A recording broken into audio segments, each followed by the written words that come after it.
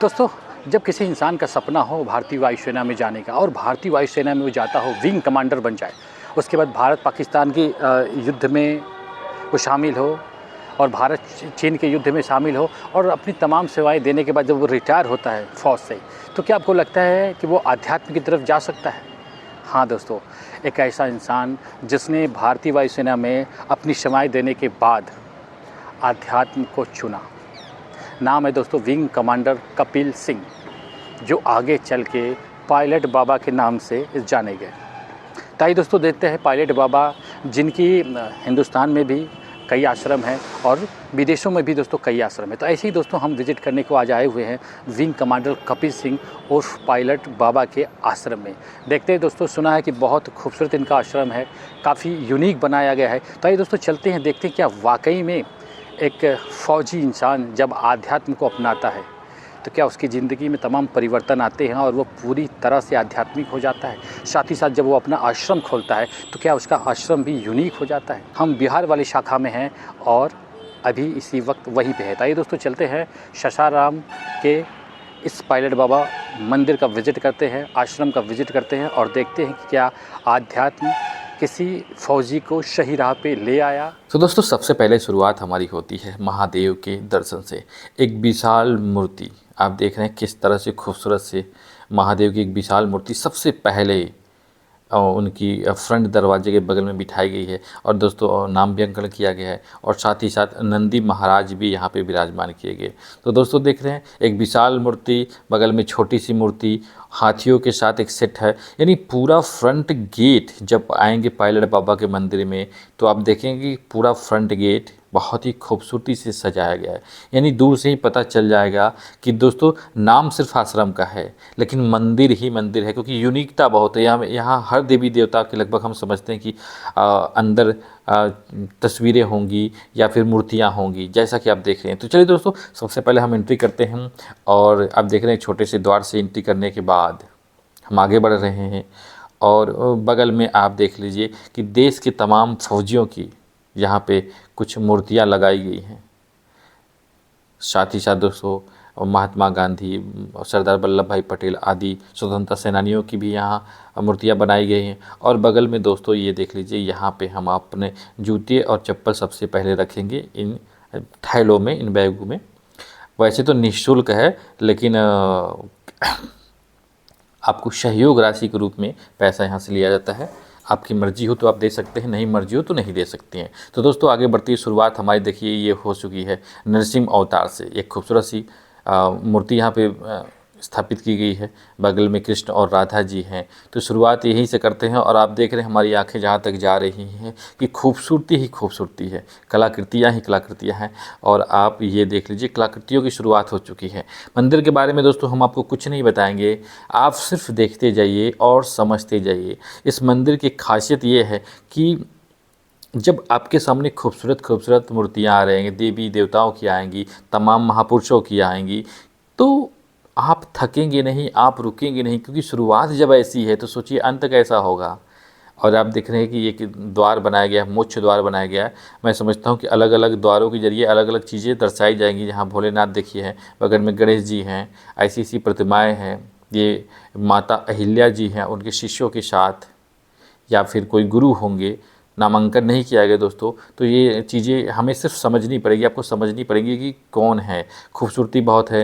और यहाँ पे देख लीजिए दुर्गा माता अन्य देवी देवताओं के साथ यहाँ पे भी विराजमान है।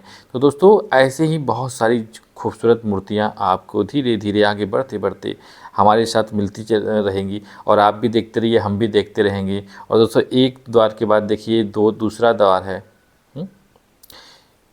ये तपस्लोक है।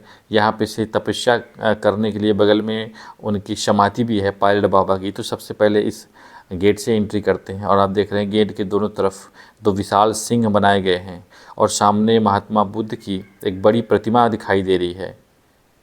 और जो उसके ऊपरी हिस्से जो तोरण बनाए गए हैं छत पे, वो काफ़ी खूबसूरत है। तो बुद्ध जी की यहाँ पे प्रतिमा बनाई गई है। तो हमारे हिसाब से तो दोस्तों है कि हाँ बुद्ध जी की जीवन से जुड़ी हुई तमाम कलाकृतियाँ या मूर्तियाँ होंगी। तो आगे बढ़ते हुए जैसा कि आप देख रहे हैं खूबसूरत खूबसूरत मूर्तियाँ, झांकियाँ इस पायलट बाबा मंदिर में हैं। और यहाँ देख लीजिए, मतलब हर तरफ जहाँ भी हमारी नज़र जाएगी वहाँ पे है। देखिए बुद्धत्व की ओर है, बचपन से लेके निर्वाण तक की इसमें सारी चीज़ें दर्शाई गई हैं बुद्ध जी की। ये विशाल मूर्ति के बाद एक सीढ़ियाँ बनाई गई हैं, बुद्धम शरणम गच्छामि, उनके वो श्लोक है जिस पे कि चढ़ना बना है, यानी आप कह सकते हैं कि धार्मिक चीज़ है तो पाँव रख नहीं सकते। तो शुरुआत दोस्तों हम यहाँ से करते हैं। बुद्ध जी के तमाम रूप आप देखिए और खूबसूरत खूबसूरत कलाकृतियों के रूप में देखिए, वेल डेकोरेटेड देखिए। आप देख रहे हैं जहाँ से भी हम आए हैं कहीं भी कोई गंदगी नहीं है इस पायलट बाबा आश्रम में, लेकिन बुद्ध जी की अनेक स्वरूपों में यहाँ पे उनकी प्रतिमाएं स्थापित की गई है। तो और दिखाने से पहले दोस्तों सबसे पहले हम अंदर चलते हैं जहाँ बुद्ध जी की कुछ खास प्रतिमाएं स्थापित की गई है, अलग अलग स्वरूपों में स्थापित की गई है। तो ये देख लीजिए, चारों तरफ हम दिखाते हैं और मुख्य ये देख लीजिए बुद्ध जी विश्राम कर रहे हैं और उनके शिष्य उनकी सेवा में यहाँ पे हैं। तो ऐसी तमाम यहाँ पे मूर्तियाँ स्थापित की गई हैं। और दोस्तों मध्य में भगवान बुद्ध की एक खूबसूरत सी तस्वीर है, देख रहे हैं कि बहुत ही आकर्षक और मनमोहक ये दृश्य रहा है भगवान बुद्ध को लेकर के। और दोस्तों बाहर आ चुके हैं, बाहर हम तमाम अब देख लीजिए अलग अलग महापुरुषों की यहाँ पे मूर्तियाँ हैं। या बुद्ध जी की मूर्तियाँ हैं या उनके गुरु की है या उनके शिष्य की है। तो महात्मा बुद्ध की शुरुआत से जुड़े हुए यानी जन्म से लेकर के निर्वाण तक की यहाँ सारी मूर्तियाँ लगाई गई हैं, अलग अलग स्वरूपों में लगाई गई हैं, वेल डेकोरेटेड है। खम्भे के साथ आप देख रहे हैं कि बड़े बड़े पिलर्स छोटे छोटे लगाए गए हैं, रेलिंग के साथ उनको प्रोटेक्ट भी किया गया है और बीच से खूबसूरत रास्ता बनाया गया और दोनों तरफ से मूर्तियाँ बनाई। ऐसा नहीं है कि एक ही तरफ है एक तरफ नहीं है दोस्तों, दोनों तरफ है। तो खूबसूरती बड़ी भर भर के है। जब आप इस पायलट बाबा आश्रम में आएंगे ना तो बिल्कुल आप एक सेकंड बैठना नहीं चाहेंगे। आप बस सोचेंगे कि सबसे पहले हम सारे देवी देवताओं के महापुरुषों के दर्शन कर लें या उनकी आकर्षक मूर्तियों का अवलोकन कर लें, ताकि मन को सुकून मिल जाए, तन को सुकून मिल जाए। क्योंकि जब हम किसी दूर मेहनत करके या ट्रैवल करके जब पहुंचते हैं ना तो हमें सबसे पहला एक ही हमारा उद्देश्य होता है कि हम सबसे पहले दर्शन करें, चाहे देवी देवता हो या हम महापुरुषों की हो। तो हम वो चीज़ को देखें जिस चीज़ को देखने हम आए हैं, जो श्रद्धा हमारे अंदर है। तो आप देख रहे हैं कि तमाम कलाकृतियाँ हैं, दोनों तरफ से हैं।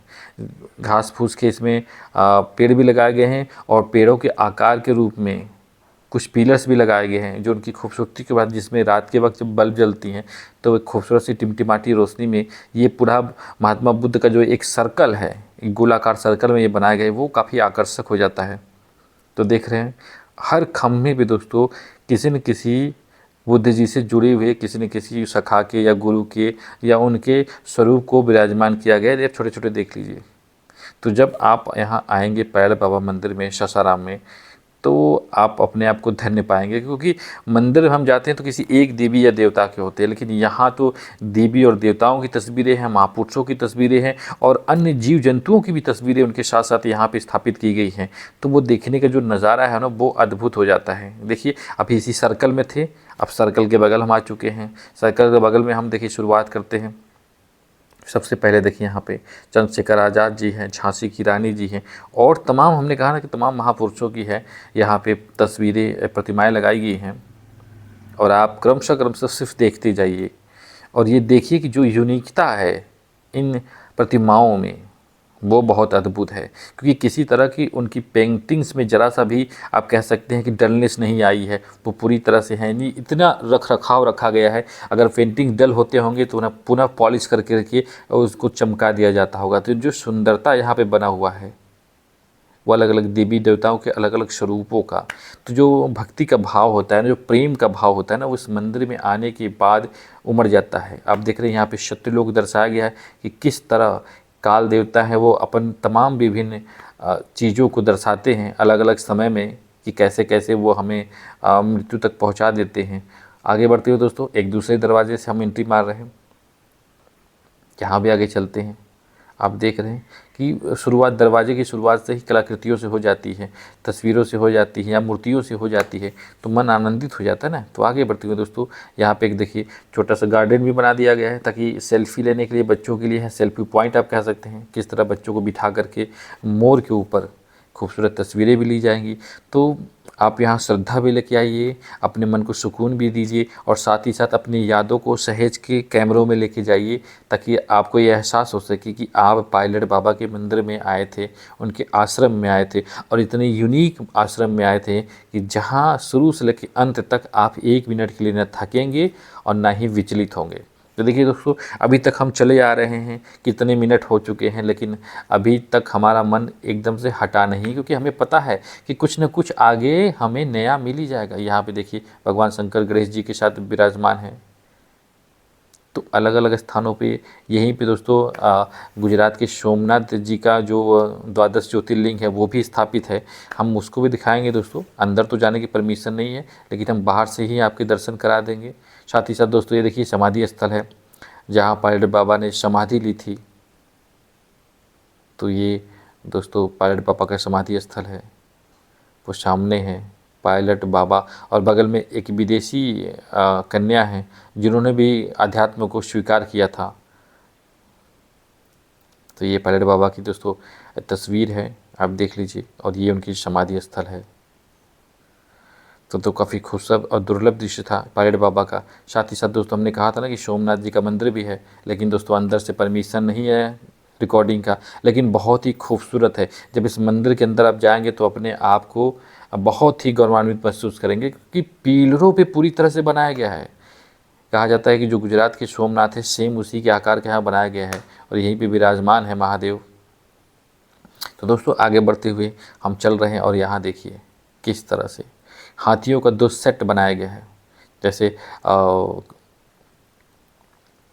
खूबसूरत सी हाथियाँ राजाओं के ज़माने में रही होंगी ना, वैसी हाथियाँ देखिए 3-4 सूंड वाली हाथी। आप इसे कह सकते हैं कि इंद्रदेव की जैसे ऐरावत हाथी था, वैसे ताकतवर हाथी का भी प्रतीक है। बगल में देख रहे हैं कि गणेश जी हैं और तमाम प्रतिमाएं हैं। सिंह के साथ भी यहाँ पे प्रतिमाएं रखी गई हैं, अलग अलग देवी देवताओं की रखी गई हैं। चूँकि सबके नामांकन नहीं है, इसलिए हम आपको नहीं बता पाएंगे कौन कौन है, लेकिन बस इतना जान लीजिए कि आँखों को सुकून देने वाला ये आश्रम है। पूरी तरह से मन को मोह लेने वाला आश्रम है। नाम है दोस्तों आश्रम, क्योंकि आश्रम शब्द का इस्तेमाल करने मात्र से ही आपको लगेगा कि अच्छा ऐसा आश्रम है जहाँ पर कि प्रवचन वचन दिए जाते हैं, लेकिन नहीं दोस्तों, ये मंदिर वाला आश्रम है जहाँ पे कि पूरी तरह से भक्ति में आपको हो ही जाना है। आपकी आंखों को सुकून पा लेना है, आपकी यादों को ताज़ा कर ही लेना है। और सेल्फी के रूप में आप देख लीजिए दोस्तों, अभी हमने एक तरफ से फ्रंट गेट से जब आए थे, उसी के बाद दोस्तों ये लास्ट गेट है।